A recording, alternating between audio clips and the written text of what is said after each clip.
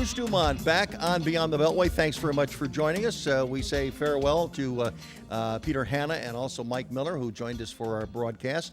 And in the last couple of segments, we're going to be talking about what's happening in Chicago politics. And we have Kristen McCurry of the Tribune and Georgia Logothides staying with us because they are veterans of the Chicago political scene. And we're also welcomed by Shia Campos. And she is the the editor of the Illinois Playbook, which is part of the Politico. I wish I was the editor, but well, I'm the reporter. I'm the reporter. You're I the have reporter. an editor above me. Yeah. Oh, okay. Well, very good. Well, congratulations. You do a nice job of reporting as well. Thank you. But again, the Illinois Playbook is must read for anybody who's interested in politics in Illinois. And again, it's nice to have you with us. Thank you. And you've been a guest over the last couple of months on this program. The Chicago mayor's race is important for those listening around the country. We hope that you will engage us because this is important because for the first time, we have two African-American women running for mayor. They finished 1 and 2 in the recent primary. And the third person who was left out was Bill Daley, who was the brother of the former mayor and the son of the former mayor. And so the big news at that moment was that a Daley lost in Chicago, and a person by the name of Lori Lightfoot, who most people did not know, she ran first. And in second place was Tony Preckwinkle, who is the president of the Cook County Board, which is the third largest county in the United States. So this race has gotten nasty already. Are you expecting it to get nastier, Shia? I hope not. They just had their first debate, and it was really ugly. There was finger pointing, talking over each other. The word liar came out a few times. It was really ugly, and I'm hoping now that they got it out of their system, and now we. See, and I call that good television. It was great, great. I mean, people kept emailing me saying that they wished it was longer. It was a whole hour, and they wanted more because of the drama. But we didn't hear a lot about some of the issues, and I think they have 5 more debates, and I hope that we hear more about their positions on different policies during that time. The next debate is going to be Tuesday morning at the Chicago Tribune. Kristen McCurry, you're a member of the editorial board. You're going to be part of this debate with these candidates. And we should mention for those listening around the country, the Tribune in round number 1, you endorsed Bill Daley for mayor, and obviously he didn't make it. So you had an opportunity to endorse either of these two people before, and you chose someone else. So when you're sitting down to ask them questions to perhaps make another editorial, what is it that you're looking for and your colleagues at the Tribune might be looking for? Well, I mean, the Tribune is traditionally a more pro-growth, free market. This is the opinion section, not the newspaper. So we were looking for someone who could grow Chicago, who is going to make Chicago a place where business owners want to come, who's going to really pay attention to the neglected South and West Sides, and that was one of Bill Daley's themes. So I think this go around, we're still going to be looking for that. The difficulty with these two finalists is that policy-wise, they're not very different. It's not like one candidate has a vastly different view of how Chicago public schools should run. There isn't someone who has a vastly different view about the police department. Neither one of them has a really different view on city finances, and in fact, Lori Lightfoot, in one of the first campaign package she put out, didn't even have a tab on city finance, didn't even have, that just wasn't on really among her key priorities. So we will be looking for how voters can distinguish these two, because it is kind of tough policy-wise, but also who has sort of this pro-growth, who can stop the exodus of residents from the city of Chicago. We're the only city of the top 10 that continues to lose residents every year. Those will be sort of the goals of our session with them. Georgia Logothides from the Daily Kos also joins us, a veteran observer of the Chicago political scene. You have 2 progressive women running for mayor. Yeah. I mean, are progressives in a no-lose situation? I think so. I think that, they've kind of broken up into their camps already, and they go on kind of anecdotes I see a lot in terms of, oh, well, I heard this story about Lori, I heard this, my interaction with Tony. So it's almost, even though we're such a huge city, it's almost become retail politicking on a micro level in terms of who you're picking with when you talk to progressive leaders in the city. But yeah, on policy, I think that both of them are offering a progressive vision of Chicago, which is sorely needed because and I think this is the one key issue that you mentioned, the complete neglect on the south and west sides of the city. We talk a lot about, when the Mayor Rahm Emanuel was talking about bringing in Amazon, right? When he was talking about, a blue line, taking care of a new transit system from O'Hare to downtown. Everything's been talking about the loop, about the downtown area, and I think the progressives are finally clamoring for a candidate who's really paying attention to the neglected side of the city. And as we look at sort of the money that's coming in, how has the money come in? Again, one is the president of the Cook County Board, that's Toni Preckwinkle. Even if she loses, she's going to be the president of the Cook County Board. Right. So she clearly has an advantage in fundraising because there are people who can fear her for a variety of reasons. Right. Well, she has the unions behind her right now. She has the biggest unions behind her, and she's slowly getting some of the trade unions. But that didn't seem to matter the first time around. Lori Lightfoot had far less money and surpassed Toni in the election. So maybe money won't matter so much this time. Though Lori is racking up more money this time since she's made it into the final, including from business people. John Canning, who's a really well-respected businessman and civic leader, just gave her $100,000, and the money is great, but it sends a message to business leaders across the city that he is supporting her, and I think that that'll have an impact. Does that money from John Canning, does that sort of blemish Lori's message? Her message is that she's an outsider. She's very smart. She's a lawyer, but does that give her, though her opponents suggested that maybe the business community, they found someone that they can deal with Lori, and that may not be good on election day. It may be good in the bank book, but it may not be good in the ballot box. I think it is tough for her now because she needs money. She needs money. She needs support. She has to get on TV more. So she has to turn around and sort of court some of these groups that she has in the past shunned. I mean, she also just got the Firefighters Union endorsement. I can't imagine that was a group that normally would coalesce around someone like Lori Lightfoot, who's been very tough on police reform and public safety reform in general. I think Canning is a unique example because he is kind of respected across the board. He's not as much of a, if like Ken Griffin or someone turned around who's really controversial and very, very aligned with conservatives, if she accepted money from someone like that, it would be dangerous for her. But I think it is kind of an uncomfortable position for her to be in now that she's made it, where she needs to sort of step back and start raising money. Now, she's been the head of the police board, and again, that her pet issue has been her ability to deal with police-related issues, and yet that history has created some problems for her politically because there are many, or some out there in the progressive community that view her as a cop because she was a former federal prosecutor, and they dismiss all of the things that she did as a lawyer and as a prosecutor. They sort of dismiss them, part of their maybe anti-police bias. And she's got to fight against that, looking for progressive votes. Yeah, we spoke in the earlier segment about Kamala Harris and kind of a similar problem she Yes. has, where she came from a prosecutorial background and then suddenly is becoming an advocate for police accountability and reform. And it's a And delicate. she took hits. She took hits for took that. hits, absolutely. But I think at the end of the day, I don't think that they're going to necessarily hold it against her, but it'll be a tougher sell. In other words, she's going to have to lay out a very detailed plan on police accountability and reform and how she's going to protect the communities to make up for the fact of the skepticism that people have on that front.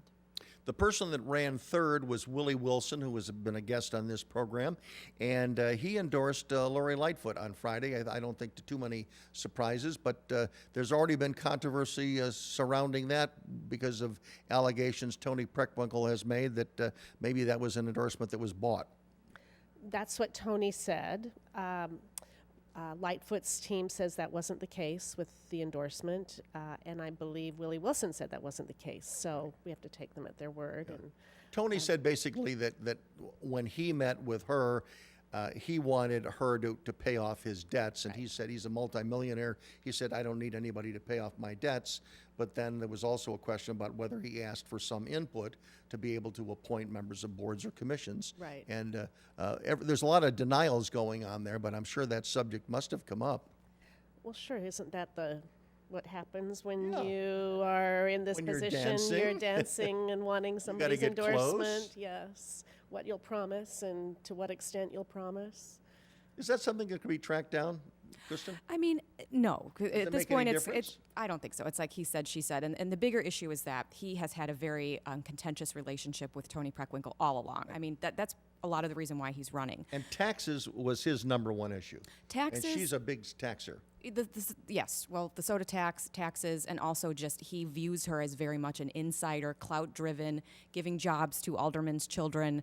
These are all things that came up when they came to the Tribune editorial board. We sat them next to each other, and it was, she was touching his shoulder at times, and he was pulling away, and there's no love between the two of them. So I think Lori was also just a natural pick because she does have she has been up to this point kind of an outsider trying to rail against the system. Does she have momentum at the moment? At this She has again? huge momentum. Got I mean, 3 weeks to go. That's a long. I long know. way. I don't know that she can keep it up, but I mean, I credit momentum with the reason that she pulled this off. I mean, we were all sort of anticipating probably a Bill Daley, Tony Preckwinkle in the mix type runoff, and she got the Sun-Times endorsement like right at the right moment. She used it really smartly, and then she had the video of her kind of confronting a state lawmaker over a property tax issue, and she just crested, and so much of political campaigns are about that. Yeah. Yeah, she peaked at the right time, and now she's got 3 weeks to see if she can keep the momentum going. We'll talk more about some of the issues in this race from around the country. And again, it also might have an impact on 2020 presidential politics, because whoever is the mayor of the city of Chicago, at least traditionally, has been able to weigh in on that big decision. I'm Bruce Dumont, back shortly.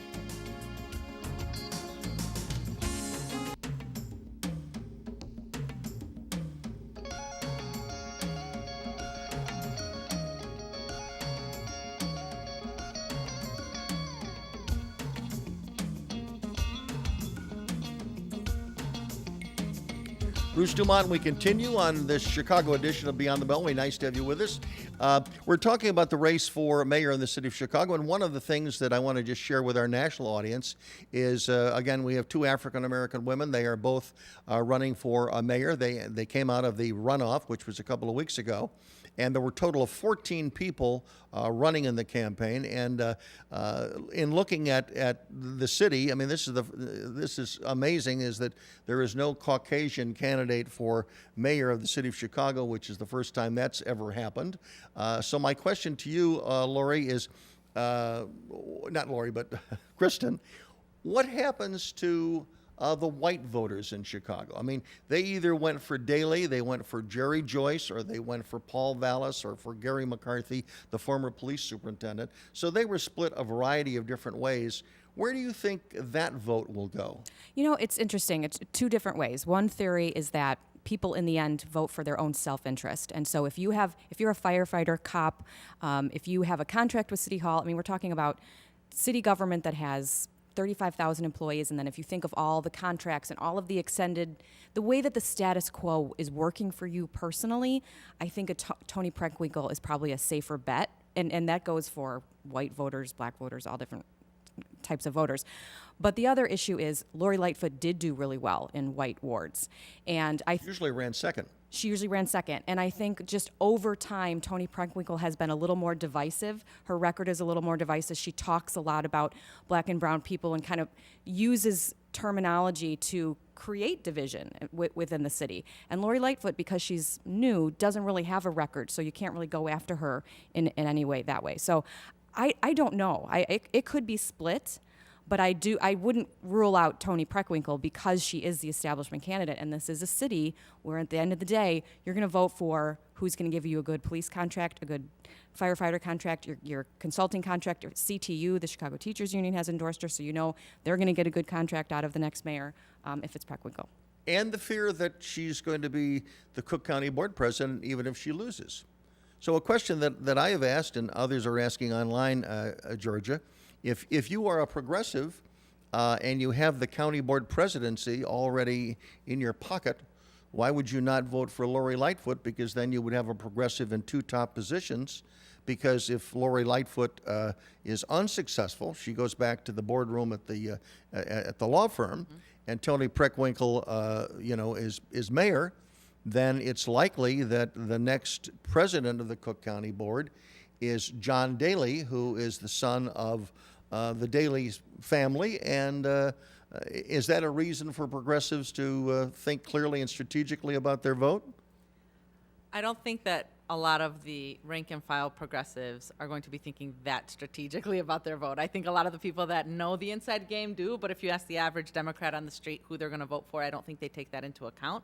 I think they look at the candidates and they do view Lori as the outsider, as the one that can go in and shake up the system. And they view the system as needing to be shook up, particularly on the issue of influence. We've been talking a lot here about, well, you're endorsing and you expect to get something on the back end.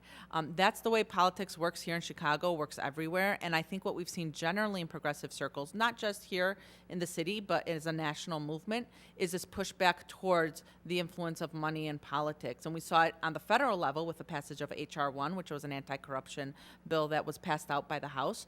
And we're seeing it also here in Chicago with the introduction of various campaign finance reform bills at the city and state level. Does the result of this election, which comes up on April 2nd, that's the general election, does the result of this election have any impact on the battle for the Democratic nomination for president, in your view, Shia? Wow. Loaded question. I don't know. I mean, everybody looks to Chicago because we're the third largest city in the Right. country, and we will have the most, well, I guess we should, it depends. We'll have an African-American woman leading the city either way, which gives Chicago a lot of attention. If it is a Lori Lightfoot, she would be the most powerful and influential gay or lesbian city leader in the country, which Right. also adds influence. And that has an impact on presidential candidates. Who might be affected by that? Kristen, do you have anybody? I mean, clearly, whoever wins, I mean, you're going to have someone who's either more of an establishment candidate. And by the way, Toni Preckwinkle, the president of the Cook County Board, she's also the chairman of the Democratic Party. So she's a big political leader. Lori Lightfoot is not. And Lori Lightfoot is certainly playing that card in her attempt to get votes. But I mean, whether a Bernie Sanders or whether a Kamala Harris or a Kamala Harris might like a former federal prosecutor as the mayor of Chicago, a woman of color. So these are things that we don't really know. I mean, so I do believe that whoever the next mayor of the city of Chicago is going to be, that person is going to be thrust into maybe a significant role in the 2020 presidential campaign. Well, Toni Preckwinkle did attend Bernie Sanders' event Yes, she last did. week. She was front and center, so that think- sends a But message, she I didn't. guess. But she didn't defend. She didn't go to one in 2016. I think voters are so compartmentalized. We're focused on the city of Chicago, and whoever the next mayor is, they're dealing with a huge budget crisis of out of control crime. I don't care that the numbers are down; they're still absolutely abysmal. A shrinking city. I hope the next mayor does not get caught up in the 2020 presidential. In the cycle. last debate, which was on NBC5 Telemundo, at the end of the debate, when asked something that they admired about each other, Toni Preckwinkle said she admired the fact that Lori Lightfoot had basically come out and acknowledged her gay background. Was that a dog whistle, or was that? Did you believe that? No. Sorry, go Oh, ahead. yeah, go Shia. ahead. Or you didn't believe it? Did you believe it, or was it a dog Well, whistle? I'm writing about this tomorrow. Okay.